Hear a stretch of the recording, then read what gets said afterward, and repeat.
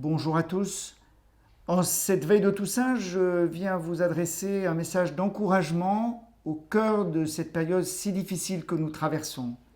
Violence terroriste contre un enseignant il y a 15 jours et aujourd'hui à Nice dans une église. Crise sanitaire, loi dangereuse sur la procréation, perte de confiance dans les pouvoirs publics.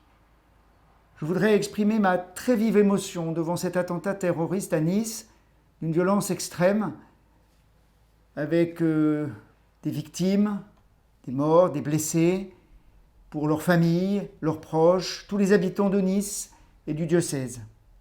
C'est tout notre pays qui est secoué. Les chrétiens ne peuvent pas devenir un symbole à abattre. Hier, le président de la République a fait un certain nombre d'annonces avec des précisions que nous attendrons et que nous vous communiquerons dès que nous les aurons.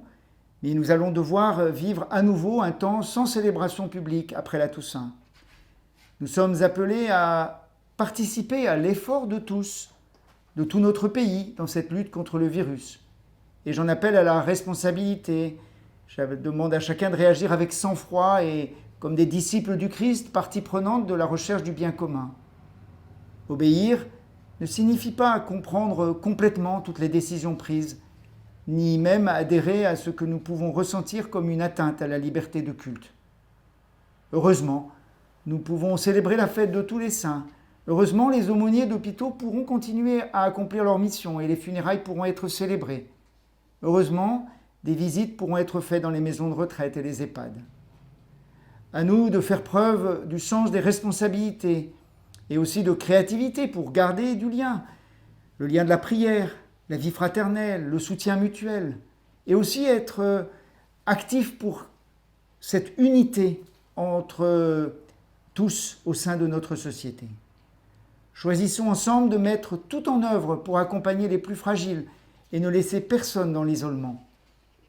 J'adresse mon soutien et toute notre reconnaissance aux soignants qui doivent faire face à cette deuxième vague de malades et à tous les enseignants qui vont reprendre lundi. Et j'irai visiter une école, je dis mon attention profonde.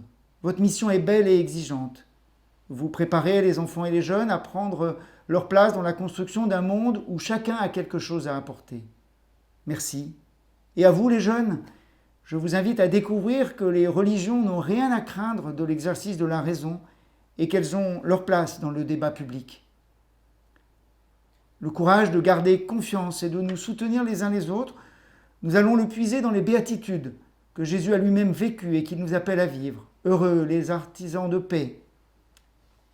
Heureux les pauvres de cœur. Cette pauvreté de cœur consiste à ne pas placer notre sécurité en nous-mêmes, ni dans les promesses de la science, de la technologie ou même d'un pouvoir quel qu'il soit, mais en Dieu seul. Tenons ensemble dans la prière. L'Esprit Saint vient nous donner l'imagination et la force de marcher sur ces chemins de sainteté, de créer des liens fraternels, de témoigner de la beauté de la vie, d'être artisans de paix là où nous vivons. Courage, ensemble nous pouvons répondre à cet appel du Seigneur au cœur de cette épreuve. Merci.